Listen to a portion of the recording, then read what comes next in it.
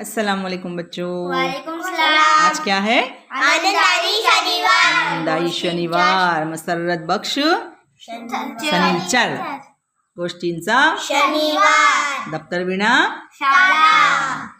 सब हम मुसरत है ना, खुशी खुश है ना, नई चीज़ सीखने के लिए।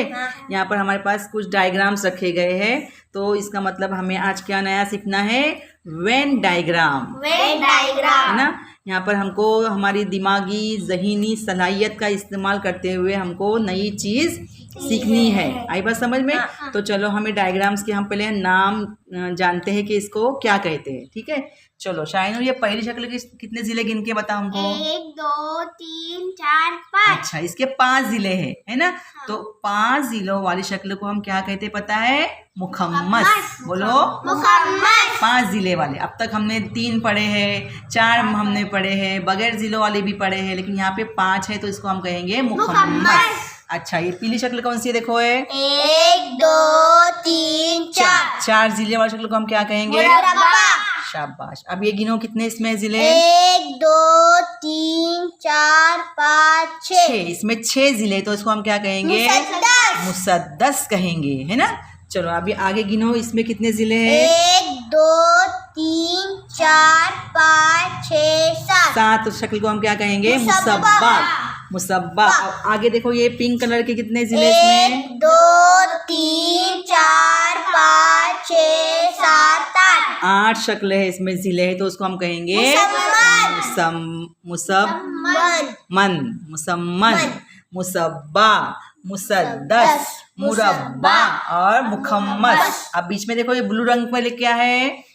1 हाँ, 1 2 3 ज़िले है, इसको तो हम पता है क्या बोलेंगे इसको। और बीच में देखो कौन सी शक्ल है? दायरा। इसको कुछ ज़िले और जाविये कुछ है क्या इसको? कोने किनारे नहीं होते। तो हमने अभी यहाँ पे खाका जान लिए है। अब हमको इस पर क्या रखने हैं? ये जो बॉक्स दिखते हैं हमको, देखो यहाँ पर ये, हाँ ये ना, इसको हम यहाँ पर रखते हुए अभी हम अपने ज़हनी सलाहियत का इस्तेमाल करते हुए आगे एक्टिविटी करेंगे। चलो अभी हमको ज़हनी सलाहियत का इस्तेमाल करना है। इसको हम क्या कहेंगे? काउंटर्स यहाँ पर है। अब यहाँ पर हमने सिर्फ 1 2 3 हमने शक्लें इस्तेमाल की है, बराबर है ना। 3 ही डायग्राम है। कौन कौन से है? मुसल्लस है, दायरा है और मुखम्मस है ना। तो अब हम इसमें काउंटर्स रखेंगे और क्वेश्चंस देंगे। उस क्वेश्चंस के आपको क्या करने हैं? आंसर देने हैं। आई बात समझ में? चलो बच्चों, हमने डायग्राम्स में क्या रखे हैं? काउंटर्स रखे हैं, है ना। हर डायग्राम में अलग अलग कलर के हमने काउंटर रखे हैं। ये हमारे क्या है? खिलाड़ी है।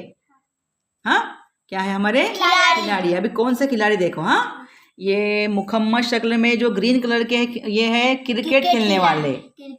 हाँ? और जो ये ब्लैक कलर के किसमें है? खो खो। सर्कल के है, सर्कल में रखे हुए है ना।